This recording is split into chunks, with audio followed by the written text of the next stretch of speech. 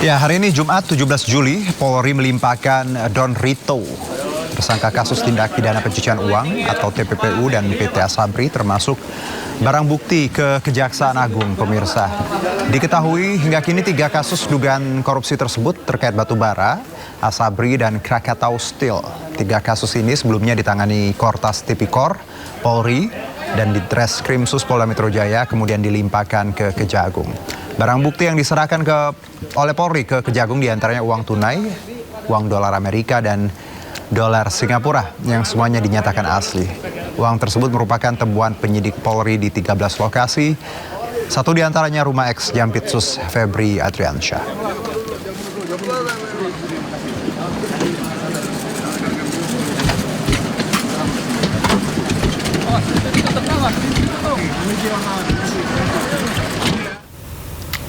Ya, langsung kita bergabung dengan rekan Ismalia Mediasari dari Gedung Kejagung, Jakarta Selatan. Ismalia, ada informasi apa terbaru? Kalau tadi siang kan Don Rito sudah ditahan, sekarang kira-kira ada seperti apa informasinya, Ismalia?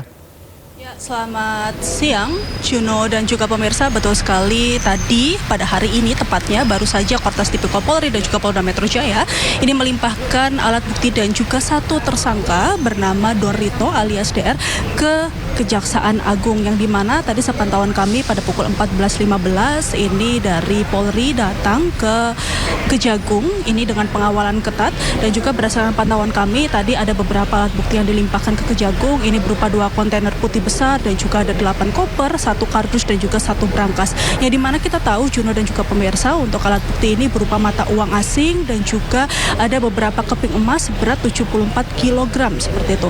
Dan juga tadi selain alat bukti ini juga ada 1 tersangka yang diserahkan ke Kejagung bernama Don Rito, dan ini bisa dilihat di belakang kami ini para awak media sedang menunggu keluarnya tersangka Don Rito, karena memang kami mendapatkan informasi bahwa tersangka akan keluar dari gedung Kejagung yang nanti akan dipindahkan ke tahanan seperti itu.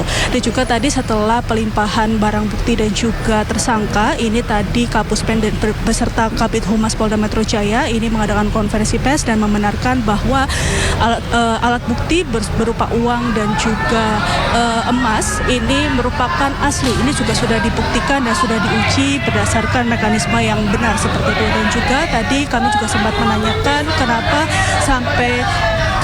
sampai sekarang untuk Febri ini belum ditahan, dan ini bisa dilihat di layar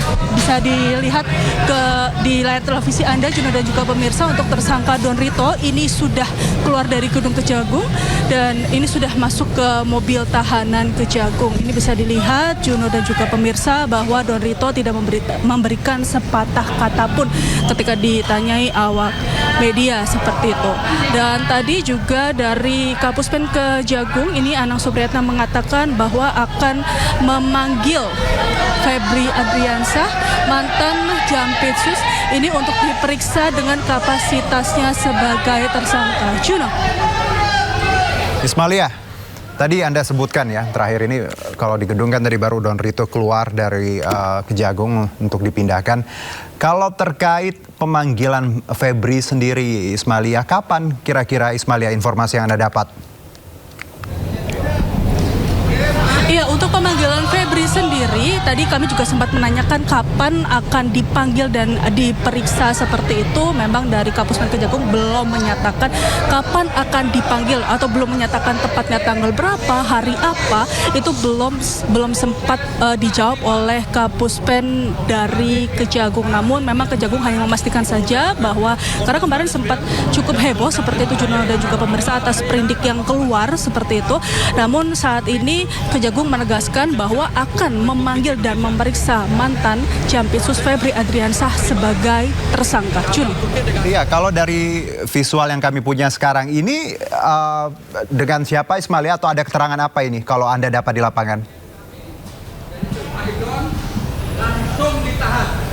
Iya, Juno, memang ini posisinya kami cukup jauh seperti itu, namun bisa kami informasikan bahwa saat ini apa yang disampaikan oleh pihak Polda Metro Jaya ini yang terkait perkara seperti itu. itu. Namun untuk berbicara apa saja nanti kami akan sampaikan kepada Juno dan juga pemirsa, karena memang saat ini untuk pengacara dari Don Rito sendiri ini masih berbicara seperti itu. Juno. Ya, maaf Ismalia tadi sempat terputus. Siapa yang sedang berbicara saat ini, Ismalia? Pengacara dari Don Rito. Oke. Jadi nampaknya memberikan keterangan seperti itu ya. Kita coba dengarkan sebentar ya Ismalia. Bahwa keterangan dia yang menyatakan menyerahkan 5 juta dolar Singapura kepada saksi Norman itu fakta yang fiktif. Dibantah sama Norman dalam BAP waktu diperiksa di Kortas. Kedua, semua saksi money changer juga sudah diambil keterangan. Semua menyatakan tidak ada penerimaan 5 juta US dollar. Yang ketiga, ternyata Ferry tidak pernah di BAP secara resmi dalam tahap penyidikan. Nah, jadi itu adalah tuduhan fiktif. Karena itu kami protes keras. Dan kami minta kepada Jampitsus untuk mengevaluasi semua BAP saksi. Kedua, mengevaluasi relevansi alat bukti yang disita di Cipete, di kafe, di money changer, dan yang di Sentul. Apakah ada relevansi dengan perkara yang disangkakan kepada Pak Idon?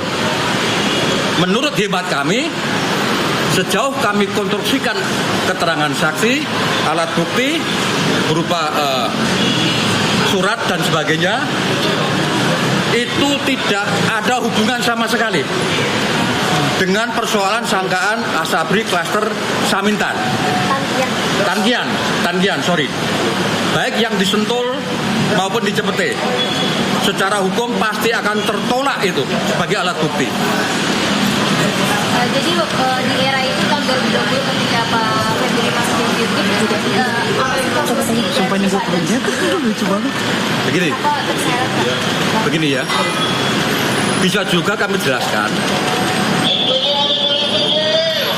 Rumah di Sentul itu tahun 2023 itu dimohon oleh klien kami kepada si pemilik.